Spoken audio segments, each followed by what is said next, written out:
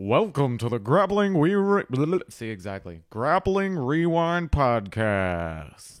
Welcome to this week on the Grappling Rewind Podcast. In this week's show, we are going to recap Spider, the 165 kilogram and 175 kilogram.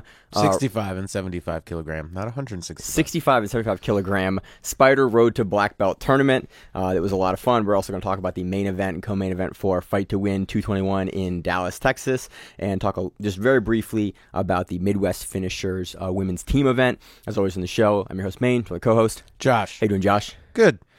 It's good. Let's get into news before we get into anything else. News. 2 weeks from now, we have a very big card coming up. We have Flow Grappling's Gordon Ryan versus Felipe Pena. Is this 4? This is 4, right? Yeah. Yeah, because the first one was 2016. There was second one 2, was and then he 2017 lost to the third ADCC. one. And then Leandro died, and the third one was weird. And then they didn't fight at ADCC, and now we're going to get the fourth one. And it's been funny to watch Felipe essentially, and per Gordon's words, assemble the Avengers. And basically, Pena's gone. He has Galvao. He has Craig Jones. He has, who else does he have in that camp? AJ Agazarm, but he had somebody else, and I forgot. There's like Another big everybody, guy. all of everyone Atos, else, basically all of Atos has banded together. It's got to, Hulk. He's got to prep Felipe Pena for this rematch with Gordon Ryan. I'm kind of curious to see how this goes, so we'll preview that in more depth next week. Kind of talk about the previous match, some of the information around that, and then kind of a look back. We've already done a look back with that with their third match. So if you're kind of curious more of the long-term history, you can go find it. I think it's just it's titled Gordon Ryan versus Pena 3 preview a couple of months back, whenever that was. So you can find it there. We go way more into depth in the 2016 match, 2017 match, and then the recap. We talk about it as well. So it'd be curious and interesting to see it again. Personal thing, it changes a whole lot, but he has amassed the Avengers to try to take down Gordon Ryan. Maybe he breaks his foot like Nicky Rod did, but who knows? Co-main event for that is Pedro Marinho versus Giancarlo Bodoni, which I'm kind of more excited about, honestly. Bodoni's the champion. He's the 88 kilogram champion. Yeah, but he's not the champion of the lightweight title for who's number 1. Which is Pedro. I think he's gonna clown him. You think it's gonna be? You think it's big? Yeah, I think he's gonna beat him up. Yeah, it'll be interesting. Pedro looks really good in the Who's Number 1 rule set, and that is more kind of catered to the things he does well based on the level of activity he puts on. But Bodoni is a dude that, again, both guys kind of can get running on you. Did you watch the Flow documentary they had on? I haven't seen it yet on Bodoni. The Becoming Dangerous thing. That is actually pretty interesting. So, and just watching how he trains and his mentality. There you go. And yeah, I just don't think Pedro has a chance. As much as Jesus, it sounds terrible, takes but the news section. Yeah, Bodoni's looked so. His good. level of improvement has been wild recently, and so again, we'll talk about it again. Preview it next week. Yep. Also on the card, JT Torres versus Majid Hage. A fun matchup. JT coming off the loss at ADCC, the first time in 4 years. Haven't seen a ton from JT. It's been in some opens, but really kind of on the bigger stages. So Majid had some great performances at trials, but they got beat by Michael Galvao. Very curious to see kind of where Majid's at and where JT's at. I think it's a very, very interesting matchup in that regard. Jasmine Hocha versus Amanda Bruce. Should be a lot of fun. Jasmine Hocha's been looking really, really good on the IBJJF circuit. Cool to see her come back into Who's Number 1. We have Oliver Taza versus Jonathan Gracie. We just talked about Oliver last week on Fight to Win main evented versus Ben Eddy. Looked good in that matchup, but 2 weeks ago. Was that 2 weeks ago? That was last week. Last week, I can't remember. Maybe, yeah. It all blurs together. It blends together. Mm-hmm. And we'll get into that a little later. So that should be a fun matchup. Jonathan Gracie is a monster, so it'll be really, really interesting to see how Taza deals with him. And then we have Renee Souza versus Kieran Kurchek, who is, I'm not sure, has Kieran changed teams? Because he was with the B team guys. I have no idea. It's hard. Used to be TLI. It's hard to keep track of all of these guys going. We've talked about it they go. at length for years. We keep about 250 beads on about 250 grapplers, and that number has gotten bigger and bigger over the past 5+ years of doing the show, it gets hard sometimes. Yeah. So that's coming up. We'll preview those in much more depth this coming week. That'll probably be pretty much the entire show. Next week will just be the preview for that. So should be a lot of fun. Look forward to that next week. And then in other news, really not a whole lot of other news. Marcelo Garcia finished his first round of the cancer treatment. Oh, yeah, that too. Hopefully he looks like he's doing good. He says he's doing good. I hope that stays the same. And then you just said the class action lawsuit kind of came to the forefront. A couple of articles got written about it this week. It got filed 3 months ago, and I think we knew about it. We might have talked about it very, very briefly then. It was filed, and then but magazines or articles got a hold of it this week because there was a Reddit post where someone was like, "Look what I found," and I'm like, "Yeah," and then apparently no one else knew. So there's a class action lawsuit against Flow for basically deceptive business practice for the subscription thing, where it looks like you're going to pay for a monthly thing and it's actually an annual subscription. You can look at it in more depth if you want, if you think you've been wronged by that practice. I think that's lumped into it, and I think the charging people that canceled is also getting lumped into it as well. We have Flow. We've talked pretty openly about some of the issues we've had with Flow in the past, but it's not really the place I don't want to poke really at other media outlets. It makes me uncomfortable to do that publicly. I just think it's kind of bad form. So but that is a lawsuit that's been filed, and so if that's going on right now, let's talk about an event that happened on Flow this weekend. Anything in the news, Josh? That you got? No. All right. So let's move into it. What do you want to start? I think we should start with Spider. Let's talk about the main event. Yeah. I want to run through just the main event of the two brackets, the 75 kilogram, 75, not 175, and the 65 kilogram. Josh, where do you want to start with this? Do you have a preference for where we start, or is there matches that you want to run through before we get to the finals, or what do you think? As you breathe heavy into the mic, you think after 6 years? I breathed out of the side of my mouth. Thank you very much. It didn't get picked up. I can see the wavelengths right there. Suck it. Let's start with 65. Okay, let's start with 65 kilograms. I'm going to run through, and then you stop me if there's a specific match that you want to run through. Again, so whole event is on Flow. Great production quality. No commentary. Which you really liked, and I hated it. So we watched. I thought it was great. Depends on the event. A lot of times we will watch events with commentary. A lot of times we won't for various reasons. Josh, I think you tend to watch more events without commentary than I do. When they start to annoy me with the commentary, I mute it, and then I just watch it without it. Jiu-jitsu commentary can be definitely a hit or miss. Or when it's just really bad. Yeah, where it's not really quality. helpful. Yeah, not really helpful, or the audio's fucked up or something like that. But this one, historically, Spider has had commentary, but because it's in the Korean time zone, which I think was about 2 a.m. our time, I think it was what you were 2 saying. 2 a.m. East Coast time, I think. Yeah, East Coast time, our time. Which would have been here. Either 12 or 1. Would it be 12 for Central? Bro, I have no idea. Time zones give it, time zones take it away from me. Either way, they were back time, and they Yeah. could have had somebody sleep in and then do the commentary for it, but they decided not to.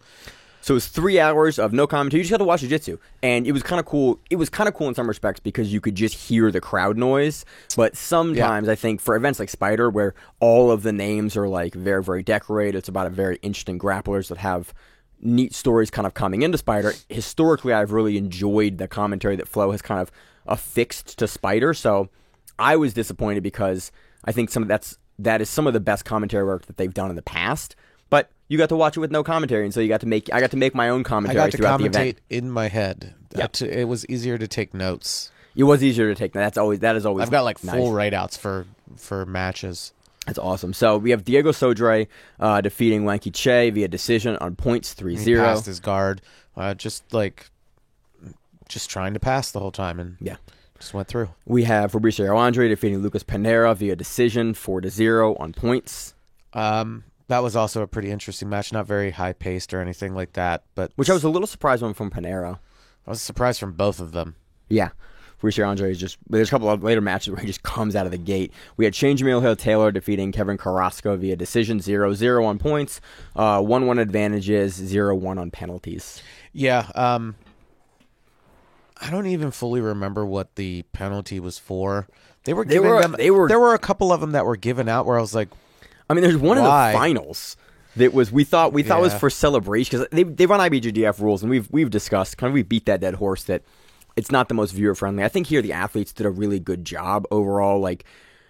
they were playing to win, but also playing to like showcase their game. I think most of the matches in the tournament, they were showcasing the game a little bit. I think they had it in their minds where it was like, oh, these are 7-minute matches, it was a good time frame. Oh yeah, they're not 10-minute matches, which I like. I think we've talked about that for years because AJP and UAE-JJF uses that shorter time. I think they've moved 6 minutes. Is it 5 or 6 now? 6. It's 6 still. I think The 6-minute time frame, I think for black belts is just a really, especially in a tournament format, a really, really good amount of time to work because it lets you can't stall nearly. You lose that 2 to 3 minutes in the beginning where guys are just feeling each other out. Like you kind of have to go earlier, and I just think it makes for, from a viewing experience, a much higher quality of match in that 6-minute time. So 7 minutes here in the gi, you do need, unfortunately, you do need a little more time. And I think in a professional match, I'm happy to watch things that are a little longer, but I did like that it wasn't 10 minutes because you missed that kind of 2 minutes of bullshit at the beginning that we see in probably 70% plus of the matches, depending on the grappler. So that was nice. Yeah, I wasn't complaining about it. It was moving along quite nicely. Some of the matches were just a little bit slower. Some were more exciting, like the Miriam Makine versus Samuel Nagai. Yeah, that was the last match of the quarters. That was 4-2 on points. They were getting after it. Mm-hmm. Sam Nagai is a guy that continue. Miriam wins the whole thing. Like spoiler here. Spoiler alert.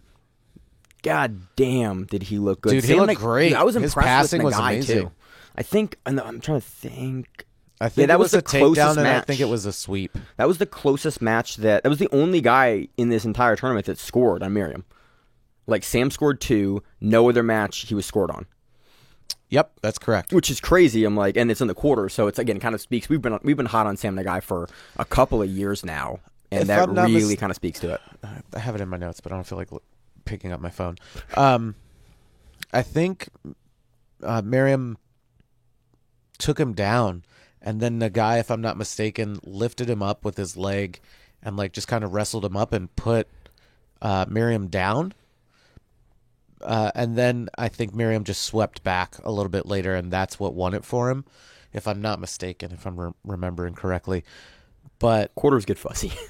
I mean, I'm picking up my phone because I'm going to be less lazy.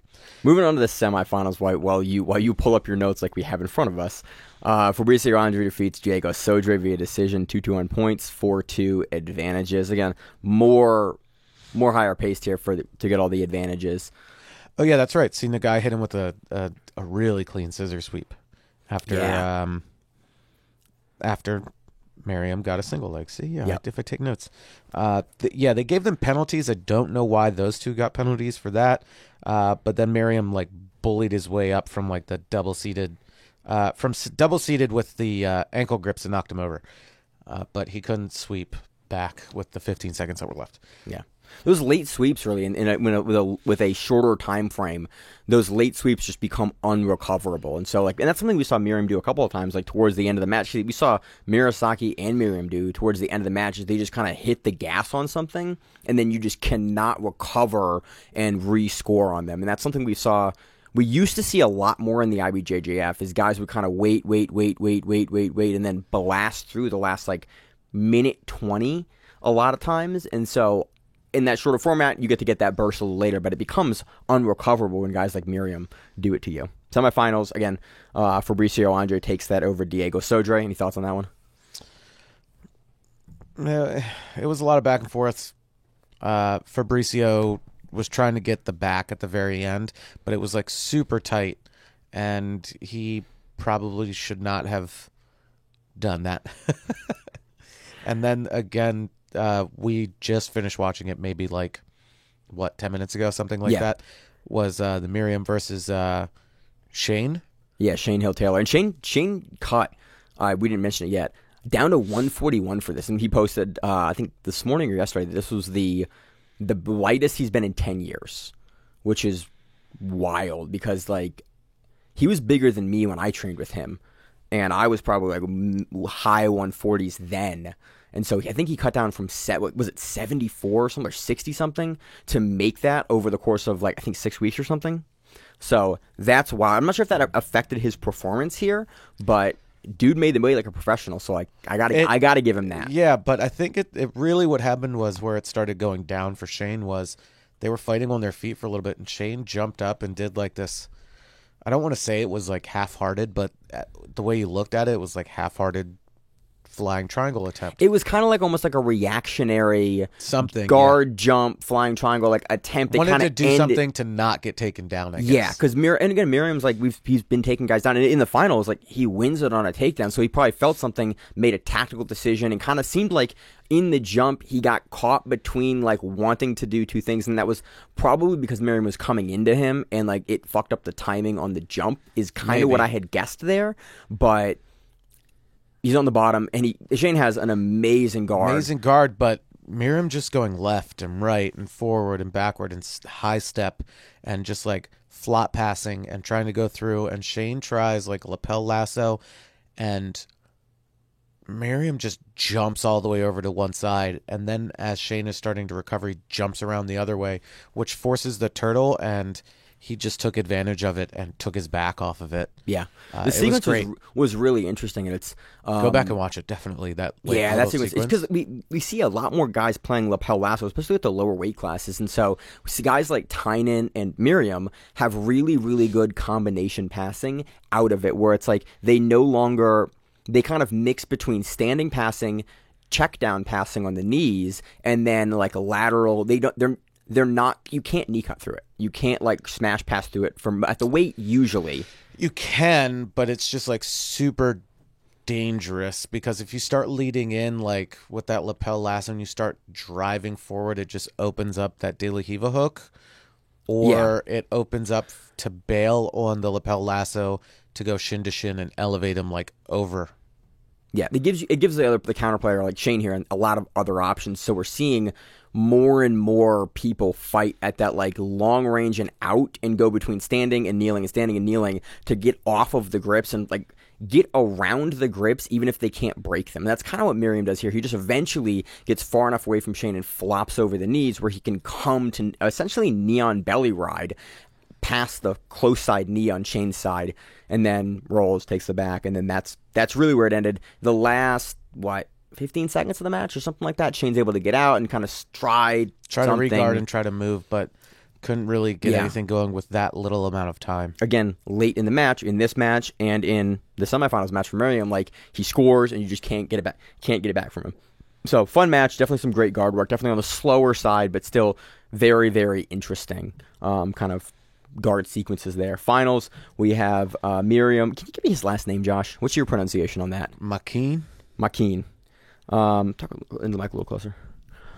Defeats Fabricio Andre 2-0 via decision. Fabricio almost takes Miriam down early in the match, and then Miriam's able to get out. And I was like, ooh, we're gonna see the wrestling, like all the ADCC prep and the trials prep, all the work that Fabricio has done in the wrestling. Maybe we'll see him leverage that here, in the gi. And we started to see him do that. There's a couple, I think 2 separate times that he almost gets and scores Miriam down, and then Miriam runs into him and gets almost like essentially like knee tapped to the single leg. Kind of, but he grabbed up a little bit higher on the thigh. Yeah, he just sort of like so not necessarily a knee tap, but he just spears him over, like kind of off towards the edge of the mat. Fabricio kind of counter pulls on it, and then is going through a guard. Almost looks like he's about to try to re-sweep, like establish an X guard, and then lift up and kind of elevate and re-sweep.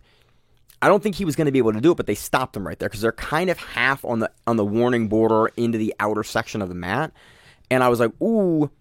That was in IBJJF. That's where they're going to reset. We've talked about that being a shitty place to reset for years, especially when in a pro match, when there is additional space off the edge. Like, bro, let him see if he can re-sweep off this and like not get scored on. But they stopped it. I don't think Fabricio would have been able to get Miriam over or get him up or like tech out and wrestle up. But with Fabricio, like that's a guy that has all of those skill sets and maybe he's going to do that.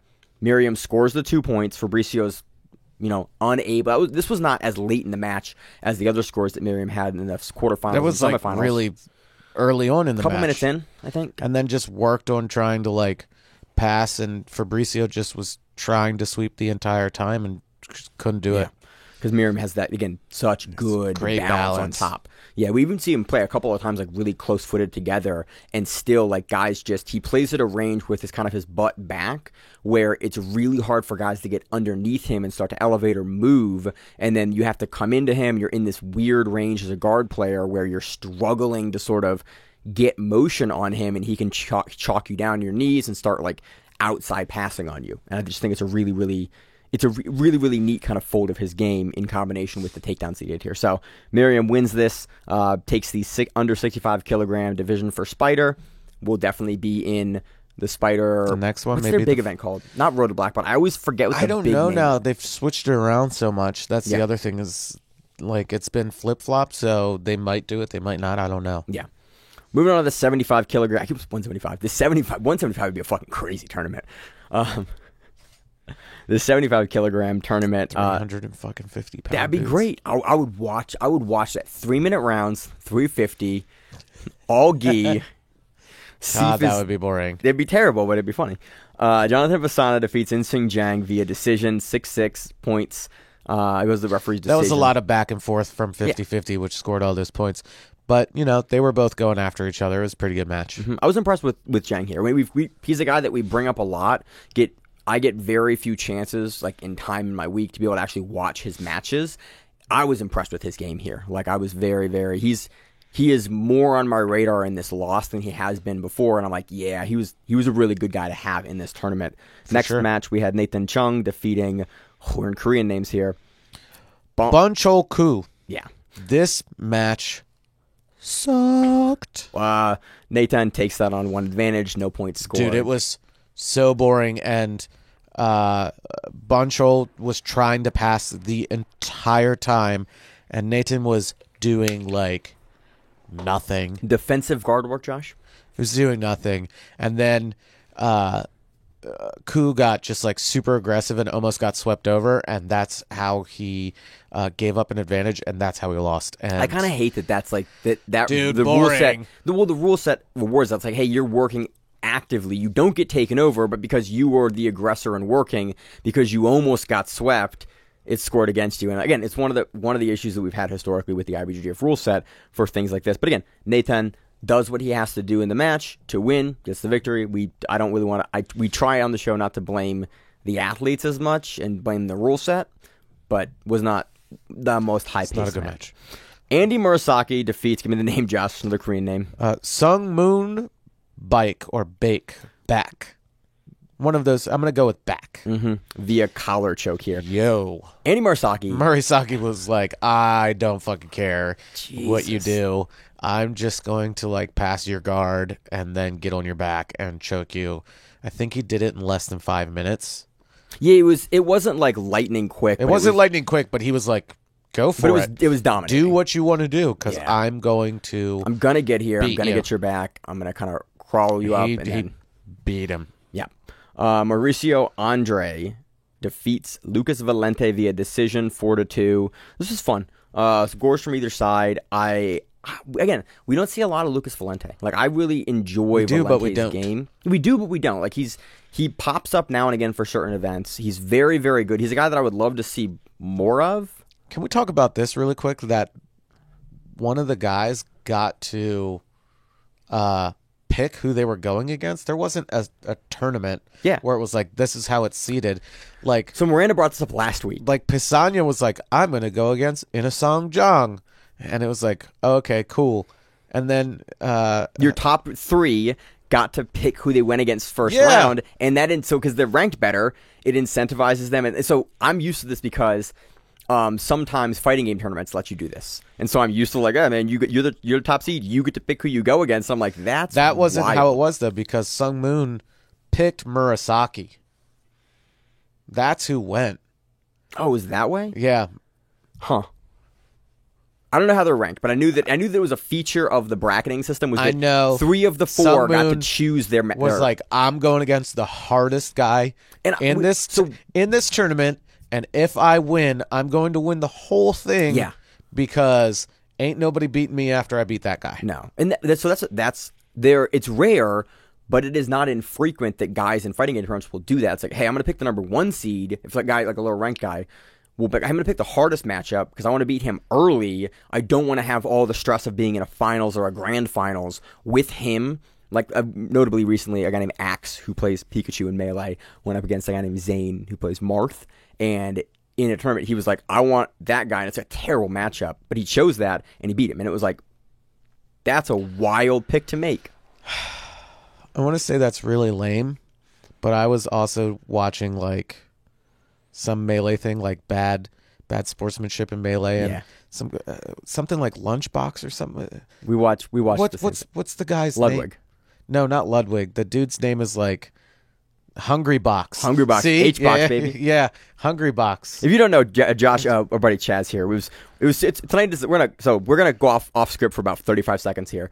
It's Super Bowl night. Super Bowl's happening right now. Probably just finished. We run an open mat on the evenings, and I was like, okay, sports ball is temporary. Jiu-jitsu is forever. So it was just Josh, myself, and our buddy Chaz there that went to train tonight. And we just kept going back to back on rounds. You would have 1 round off and 2 rounds on, and we were just trying to murder each other as hard as we could. And Chaz was in the back saying, he was mouthing hungry, and I was like, wait, what? And then he was like, hungry. I was like, oh yeah, Hungry Box. Hungry Box. But that dude plays fucking Kirby. Jigglypuff. Jigglypuff? He's a Puff player. Jigglypuff, so regardless, Kirby? It's Super Bowl night. Anyway. We're here doing this instead of watching the Super Bowl. You know where our priorities are. Video games and jiu-jitsu. But Chaz is here, and it's awesome to have him on the set. Trained with him for a lot of years, and it's fun. What's up, Chaz? So, God, where were we? Right. Valente and Marcio Andre. It was a lot of fun. Marcio Andre takes it. I'm always impressed with Marcio Andre just being. I always want to have him way older than he is, but he's not actually that old. He's just a month. How old is he? I think he's like 34. Is he? Is he 34? I have no idea. He's always about 10 years younger than I think he is. So moving on to the semifinals, we have Nathan Chang defeating Jonathan Pisana via submission, collar choke. That was awesome. Any other thoughts other than that was awesome? No. All right. Then we have Andy Murasaki defeating Mauricio Andre via points close, 2-0. That was actually like an interesting match, and it was really tight, and it was tighter. It was closer than what I thought it was going to be. Sorry, I'm also looking up to see how old Marcio Andre is. Yeah, but it was like that. It was super tight. Yeah. And I was like, oh. And I think Marcio normally is the guy that gives Murasaki the most issue. It's kind of a stylistic thing between their two games. He kind of knows. Keep going. He kind of knows where he needs to be and where to not let Murasaki start firing off his game. Because Murasaki's a guy that if you let him, and that's kind of most top guys in jiu-jitsu, if you let them get their game running, they're going to roll you over. If you can stop that, but most people with guys like Murasaki or Daupra or like Murgali, like most people just can't stop the freight train from coming. There's a couple of people that have like pieces of their game where they can do it. You keep looking at me. Yeah, Marcio Andre's 28. He'll be 29 this year. Younger than us. God, see, I always get this. This is like, looks old as shit. This is like, why oh, you look old as shit. This is why I always think that he's like much older than he is. He's not even 30. I know, man. Hasn't even had spine surgery yet. So you were saying you were talking about the dynamic of their game. Yeah, like a lot of times, like you'll see him go through. Although we just saw, who was it that beat Marcio at Europeans from Lloyd's? Malachi. Was it Malachi? No. Not was it one of the brothers? I think it's the next level up. The next weight class up, lightweight. Yeah. This is going to bother me now. I can't remember his name. And they just like made a big thing about it because it was really close and back and forth. Yeah. I'm looking at the guy. I'm looking at the post. I cannot remember the guy. I can't remember his name. Yeah. But yeah, he just took that loss from that. So, good match. Mm-hmm. And then finally Murasaki defeated Nathan Chang. I don't know. Via 19-0 on points, and he 0. scored 17 points in the last 40 seconds. 30 seconds. So we all watched the sequence before the podcast again because there are 38 seconds left or 44 seconds left in this match, and the score is 2-0. And Murasaki has looked good. He's looked pretty dominant. Like in the beginning of the match, it was a little closer, but Murasaki has very much from minute like 2, been in the driver's seat of this match clearly to score the 2 off the sweep. Sweep or takedown? I think it was the sweep. Okay. Maybe it was a takedown. Either way, he goes through and he So all goes of a and takes sudden- the back. He takes the back because he didn't. Chung didn't want to give up the pass points. He takes the back. Yeah. And then Chung turns in, and he gets his guard for a little bit. He gets like the quarter guard, like the little piece of the foot in the quarter guard as you roll through to get Yeah. your back flat to the mat, and Murasaki tracks him. Gets to mount, but doesn't get the it's- foot out, so he's stuck in quarter guard, so there's no score. 6-0 at this point. And then he's like, all right, cool. Passes, goes knee on belly, goes mount. And like the scorekeeper's trying to keep up with all of the points. So right now it's 6-0, and you're like, okay, so because we had to watch it, we was like, where he scored 11 points in like 10 seconds. and then 'Cause gets the back he again. passed, knee on belly, mount. So it was 3, 2, 4, and you're like, wow, that's 9 points. Yeah, that's 9 points. Yeah. And then he turns and takes it back again. and then the match kind of ends, and you're just like, 13 Homeboy points. scored 17 points in 30 seconds. Yeah. Like that is about as quick as you. He's in the positions enough to score them. Like there are 3-second holds for the pass to the knee on belly. Because you can combine those two. I'm used to ADCC rules where you can't combine, but like in IBGF, in this rule set or Spider's rule set, you can pass and then go to knee on belly, and you can get your pass points combined with your Yeah, knee it on was belly like points. 3, 2, and then he went to mount. It was like 4. And then he's Then there he for turned. a couple of seconds. Nathan rolls. He takes the back, and there's 4 more. And you're like, you just scored 17 points in 30 seconds. So quick. And then so that match, it doesn't. It was 2-0 with 38 seconds left, and then it was 19-0 30 Clock seconds ends. later. And then there's 10 seconds left. There's no score in the last 10 seconds, and you're just like, What are you going to do? Submit him? what a sequence! Like what a, and you feel bad for That's a Chung. final. A final, and then so Murasaki takes that. It was a lot of fun. The event's a lot of fun. I want Spider to do more stuff. They do fun Do gi fun stuff. Oh, so this one though, there was a penalty that happened at the end of this, and we think it was on the Miriam one, right? It wasn't on this one. Yeah, he got a penalty, and I think it's because he went over to Izaki Bahens and like hugged him, and he went outside of the ring, and the ref gave him a penalty at the end. It's like, But it's- what's the point? It's the not going mean to do IBJJF anything. ref that did it. They were and- giving out penalties for no reason at certain. Like, what are you giving a penalty for? I wish IBJJF would change. Not IBJJF. I wish events that use IBJJF rules would change the penalty structure, and some do for pro fights and super fights. Like, hey man, like Stop being a baby get about it's a it. super fight and a pro event with money on the line. Like maybe realize that I don't want to see guys get dumb penalties for like celebrating too much. Like you just won a lot of money in a big tournament. Maybe you get to have a tea party. Like I'm good with that. You get your 30 seconds to have a great time and excessively celebrate because you just won a major event. The stakes are very high. Watching the athlete have a great time and enjoy their moment is part of the experience as a fan. To get it across to me that athlete is like elated that they have just had that performance and won that championship. If you like make them have to go and like stoically sit on the mat, like it takes away from my enjoyment as a viewer. Just give that because- man a big old check that says $10,000. Yeah. and let him be happy. We had a fun match on this card as well. I'm looking for I have it on my notes. You had it. I have it here. We also had in this a special match, Damian Maya versus Sang-Woo Kim. This was fun. Damian Maya is a monster. He showed it again here. He counters the initial takedown attempt from Kim. He sprawls, baskets the head, starts the pass. Maya pulls guard, wrestles up to a single leg takedown. Then basically Kim is on the bottom.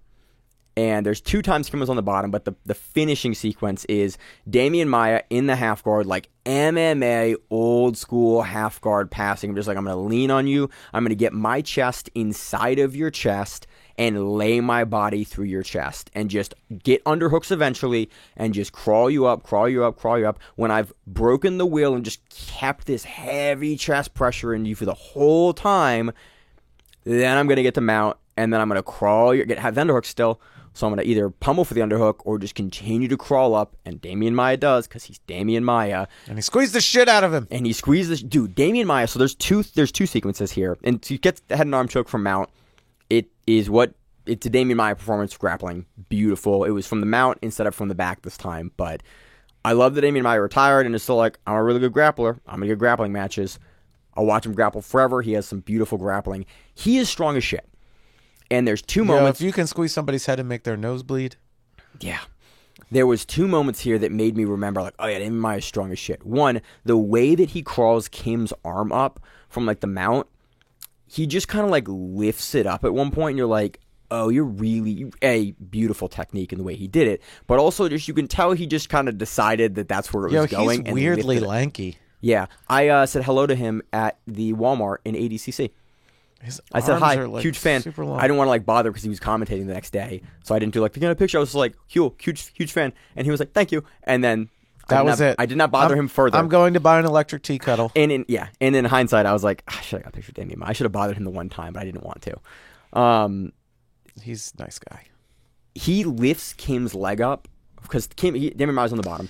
Because he didn't give a shit. That's why. He just lifted his leg, and Kim's like, oh, I'm going to get out of this single leg that Damian Maia is getting. And Damian Maia just decides to just stand up with it, has his leg, with like very little control. Just his hands are on the leg. Yo, have you watched old footage of him in the gi? He's a fucking monster. You ever watched the things with him and Marcelo? Fuck yeah. Go back and watch that on like YouTube or like... You can find it on YouTube. You can find it on YouTube now. It used to be MG in Action where you could find it, but...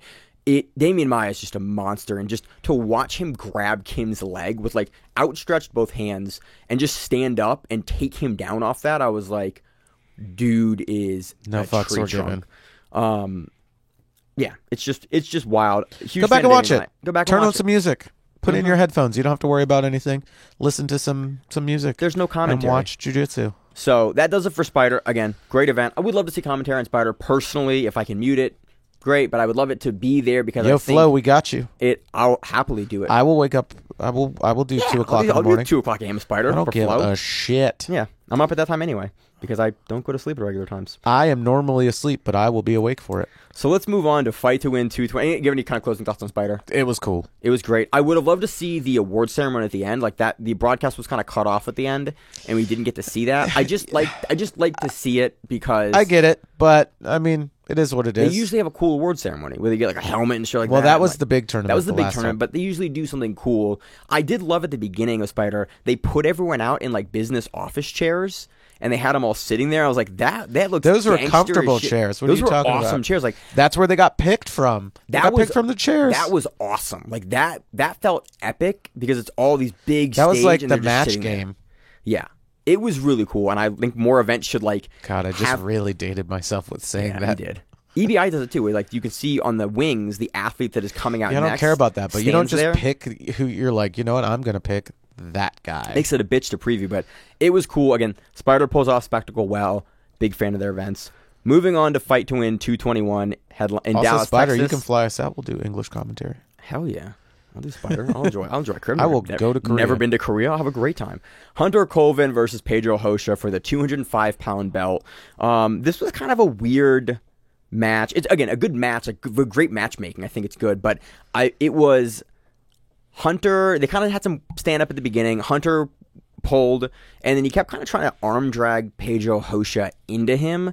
And then Pedro Rocha was doing that thing that he does, where he like really wants to play heavy on the outside, and he either wants to kind of jumping past you, or he wants to like really long range knee cut with his chest up in a way that you can smash guys that are not on the level of Hunter Colvin. Like the guys that are not sort of at that world stage in Nogi, you can kind of get past them. You can just overwhelm them with outside pressure. But it's not something that we see work a ton on guys like at Hunter's level, like the guys that are medaling at trials. Or like, medaling at a major event like that, like Colvin. You make enough space, like he has time to re-square his guard, he has time to track you, he has time to go under. Like it's just too much space. And Pedro Rocha, I think, was just trying to kind of tire Colvin, because Colvin's strong as shit. Maybe try to tire him. I didn't really understand tactically the game plan that Pedro Rocha went into this match for, because he spent a lot of time not being passive on the outside of Colvin's guard, where Colvin's kind of sitting and kind of like scooting into him, and Pedro Rocha's kind of circling the outside, and maybe like occasionally would throw an outside pass or throw out like a long-range knee cut, and Colvin would just kind of go, cool, turn, recover, and Colvin seemed to be trying to like drag him down into the game to force like even like a long, not a super long range, like a long range or a mid range guard to like establish to start doing something. And Pedro just never really engaged enough for that to happen. And so Colvin's kind of in that weird, he's standing up, he's coming forward, he's either pulling guard again. It was kind of an up and down match, but at a range because Pedro Rocha was too far away to get a ton going. Yeah, exactly. And so as a result, I think because Colvin is actively looking kind of trying to pull him in and trying to do stuff, he wins. I think it was pretty clear that Colvin was the aggressor. Rocha's passing attempts on the outside were good attempts, but they were so long range, like it would have run into a scramble versus running into something that he could have settled down on a guy like Colvin. I think so. It was reasonable to give that to Colvin. Colvin's now the 205-pound champion. He's a guy that I think historically has been pretty active, so I am excited to have him with a belt in Fight to Win as an adult division, because I think hopefully Seth will fly him into places to headline or defend that belt, and that would be great to see. They've been doing a lot of like more local cards, Midwest and Westernly cards recently.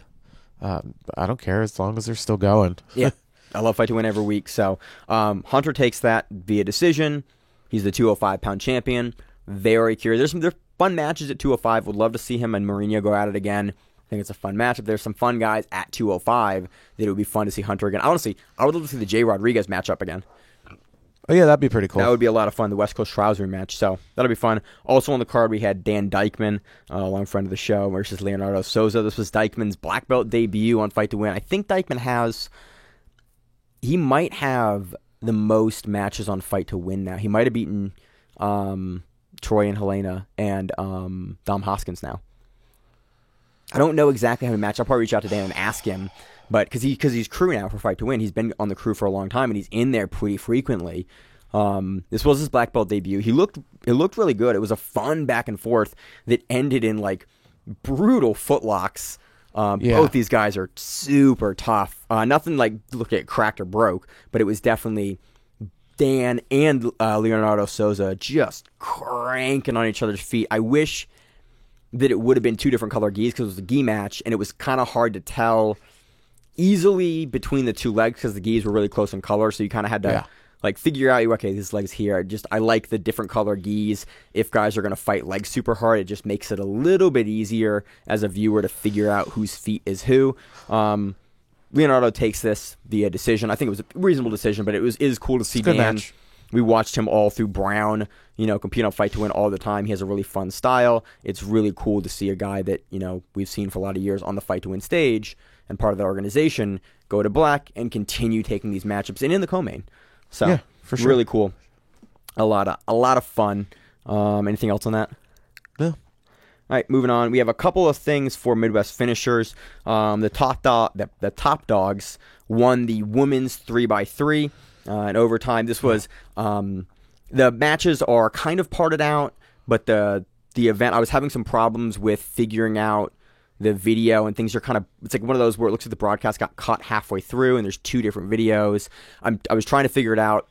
Personally, it's been a really big week for me, so I wasn't able to do it, but did see the finals matches. They were fun, really cool to see. Again, a women's tournament showcase on finishers. I'm happy that they do that. And we also had Andre Porfirio submit Achilles Rocha with an ankle lock for the title. And that was a fun match. Really, the ending sequence was just, most of the match was just these two dudes crunching at each other's legs. And the commentators at one point went, yeah, I'm not going to tap either guy.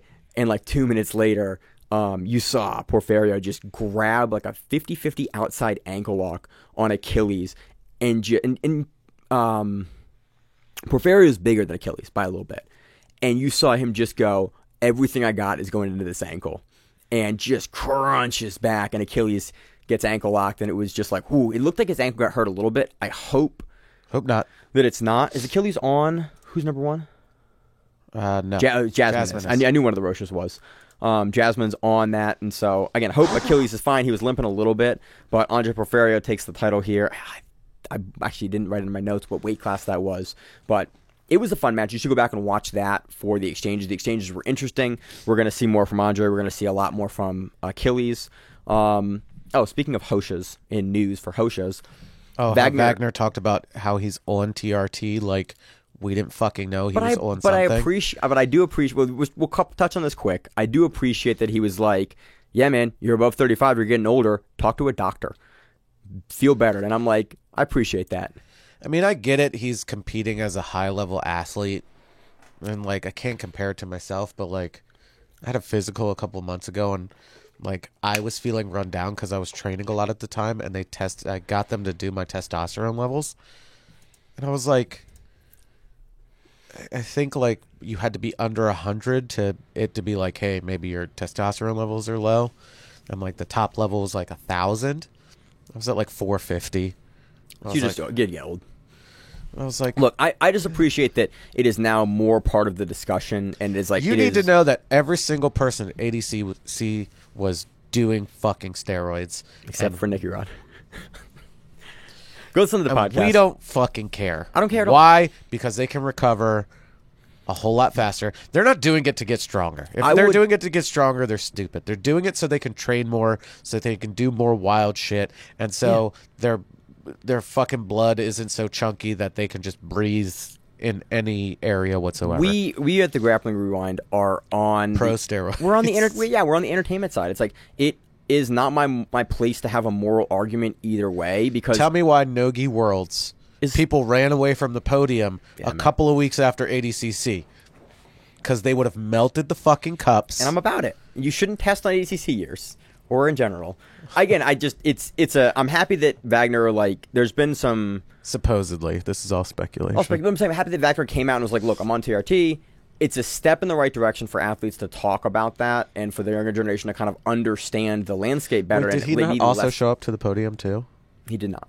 So that's him saying, "Hey, I was definitely going to pop for that, and they were going to ban me from competing." But I appreciate, we've talked, like, you have to. For me, it's like, as sports commentators, like we are, I think it's important to talk about our stance on it in the first place. Like, it's not my place to have a moral judgment on what an athlete does in a pro sport that I get to watch for my entertainment. I am vested in watching more entertainment matches, and so it's not my place to have a moral argument because I want them to do the wild shit. I want to see a 240-pound dude do a backflip and have gas to go for 25 minutes. Like, I want to see that. I don't want to see him, take a back seat or like not have the technical ability to train as hard as he can train physically, because he's not doing everything he can, because we have a rule like that.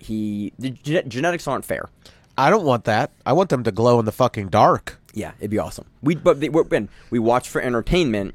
It's very different. So I don't get to have a moral standpoint on that, other than from entertainment. It's wild. It's pretty fucking fun to watch. When you see Vitor Belfort before the ban, and you're like, that, like Wanderlei Silva in Pride, he's juiced to the gills, and it's entertaining to watch. And we're in this for sports entertainment and commentary. So that's our take.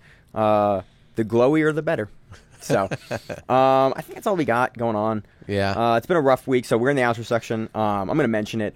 My dog passed this week, and if you've heard for years, probably you've heard the tippy tappies the click clacks of him on the podcast, and you've seen me kind of, if you watch on YouTube, you see me kind of put my hand down, pet the dog during the podcast. He passed this week.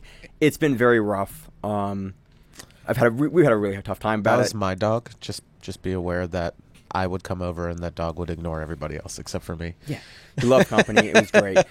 He did not like getting picked up. He did not like getting picked up. No, we have some pictures of early in the podcast of you picking him up and him dealing with it for a second. Being like, and you then better hurry up and put me back down because I am going to bite your face. Cherish the folks around you and the animals in your life and the people in your life, because they may not be there suddenly, and it's pretty upsetting. So that's a bummer. Yeah. So, take that take this little speech I'm having here as a moment to kind of cherish the people around you, and your animals, because they may not be here kind of quicker than you expected. The next, who knows? But so that's partially why, again, everything was weird for him. Was a little wonky this week.